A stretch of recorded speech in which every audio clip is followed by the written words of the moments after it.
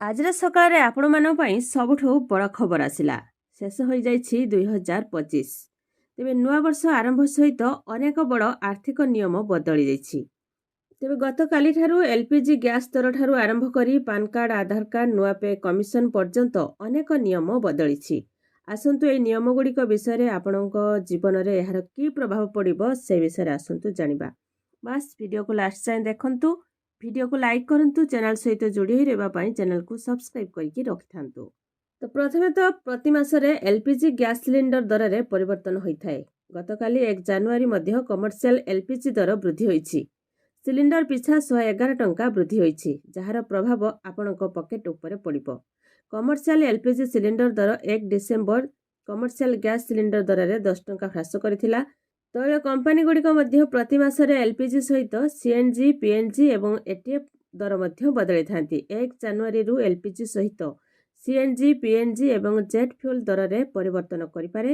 ଏଟିଏଫ୍କୁ jet fuel ମଧ୍ୟ କୁହାଯାଏ। ଏହାର ଦର ଘରୋଇ ଏବଂ ଆନ୍ତର୍ଜାତୀୟ ଉଭୟ ପାଇଁ ଅଲଗା ଅଲଗା ଧାର୍ଯ୍ୟ କରାଯାଇଥାଏ। State bank of India, Punjab national bank ଏବଂ ଏଚ୍ଡିଏଫ୍ସି ବ୍ୟାଙ୍କ ଭଳି ବ୍ୟାଙ୍କଗୁଡ଼ିକ ଋଣ ସୁଧ ହାର କମାଇ ଦେଇଛନ୍ତି, ଯାହା ଗତକାଲି ଜାନୁଆରୀ 1 ତାରିଖଠାରୁ କାର୍ଯ୍ୟକାରୀ ହୋଇଛି। ସେହିଭଳି ନୂଆ ଫିକ୍ସଡ ଡିପୋଜିଟ୍ ସୁଧ ହାର ମଧ୍ୟ ଲାଗୁ ହେବ। ଏହା ଆପଣଙ୍କର ବିନିଯୋଗ ଉପରେ। ବ୍ୟାଙ୍କ ୟୁପିଆଇ ଏବଂ ଡିଜିଟାଲ ପେମେଣ୍ଟ ନିୟମକୁ ଅଧିକ କଠୋର କରାଯାଉଛି। ଜାଲିଆତି ରୋକିବା ପାଇଁ ସିମ୍ ଭେରିଫିକେସନ ନିୟମକୁ ମଧ୍ୟ କଡ଼ାକଡ଼ି କରାଯାଉଛି, ଯାହାଦ୍ୱାରା ହ୍ୱାଟ୍ସଆପ୍, ଟେଲିଗ୍ରାମ ଏବଂ ସିଙ୍ଗଲ ଭଳି ଆପ୍ସ ମାଧ୍ୟମରେ ହେଉଥିବା ଠକେଇକୁ କମ୍ କରାଯାଇପାରିବ।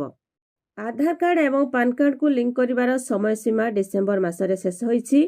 ଯଦି ଆପଣ ଏଗୁଡ଼ିକ ଲିଙ୍କ କରିନାହାନ୍ତି ତେବେ ଏହା ଆପଣମାନଙ୍କର ନିଷ୍କ୍ରିୟ ହୋଇଯିବ। ଫଳରେ ଆପଣ ଆଇଟିଆର୍ ରିଫଣ୍ଡ, ରସିଦ ଏବଂ ବ୍ୟାଙ୍କିଂ ସୁବିଧା ପାଇପାରିବେ ନାହିଁ।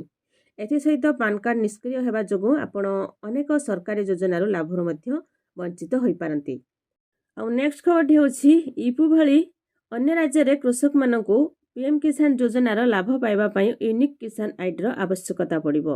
ପିଏମ୍ କିଷାନ ଫସଲ ବୀମା ଯୋଜନା ଅଧୀନରେ ଯଦି ବନ୍ୟଜନ୍ତୁଙ୍କ ଦ୍ୱାରା ଫସଲ ନଷ୍ଟ ହୁଏ ଏବଂ 72 ଘଣ୍ଟା ମଧ୍ୟରେ ଏହାର ରିପୋର୍ଟ କରାଯାଏ, ତେବେ ତାହାକୁ ମଧ୍ୟ ଏବେ ବୀମା ଅଧୀନରେ କଭର କରାଯାଇପାରିବ।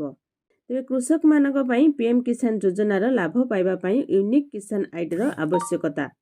ପିଏମ୍ କିଷାନ ଫସଲ ବୀମା ଯୋଜନା ଅଧୀନରେ ଯଦି ବନ୍ୟଜନ୍ତୁଙ୍କ ଦ୍ୱାରା ଫସଲ ନଷ୍ଟ ହୁଏ, ତେବେ 72 ଘଣ୍ଟା ମଧ୍ୟରେ ଏହାର ରିପୋର୍ଟ କରାଯାଏ, ତେବେ ତାହାକୁ ବୀମା ଅଧୀନରେ କଭର କରାଯିବ।